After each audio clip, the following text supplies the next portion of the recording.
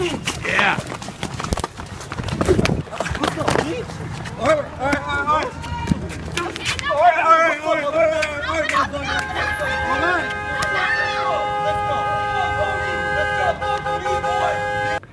The holy grail of learning how to defend yourself really does come down to this ability to control your own fear and deal with intimidation.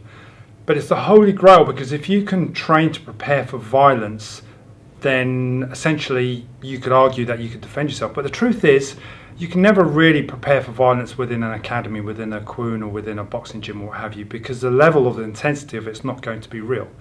But one factor that does make a difference, and that's your intention behind your training. And I firmly believe that. We did a video on preparing for violence, and on that we spoke about Wing Chun in particular and how the intention behind what you do can make a difference. Watch this and see what you think.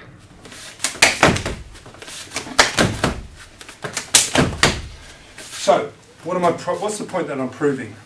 Well, the point that I'm proving, if you want to prepare for violence, you've got to have some intention behind that. There's a very simple idea there. It's learning how to trap. Very classic Wing Chun way of training. It works by trapping and getting hold of the rear hand. A lot of people think trapping doesn't work, but the reason why they think it doesn't work is because quite often there's this lack of intention behind it. There's no sort of movement.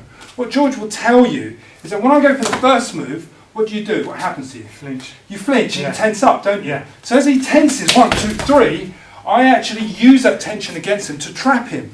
Now, what's the point that I'm making? The point that I'm making is that that is much more psychological. I have an intention to hit George. And because I have an intention to hit him in my training, what's happening is he's registering that, tensing up, boom, which gives me the ability to capitalise, boom, and move on him. So today we're going to look at how you prepare mentally for violence in the street.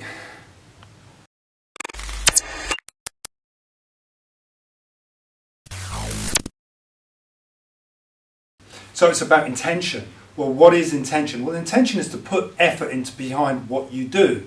So say, for example, in Wing Chun, we have an exercise called locks out. It's a very simple exercise here. We call it lock, meaning roll. But generally here, there's different names for it. But the idea is, when I do this, it should put a level of discomfort with my partner. And what I mean by discomfort is I want him to feel on edge. I don't want him to be too casual. So how was dinner last night? Very nice. Yeah, did you go out? Did you do something nice? No, I stayed home. Yeah, I mean this is terrible training because not only am I just having a conversation about random nonsense, there's no real intention. But if I change this up and I say, okay, I'm going to roll and I'm going to hit, I'm going to put pressure on you, I'm going to change from here, and I'm going to change again, I'm going to move, and I'm going to move, and then I'm going to attack.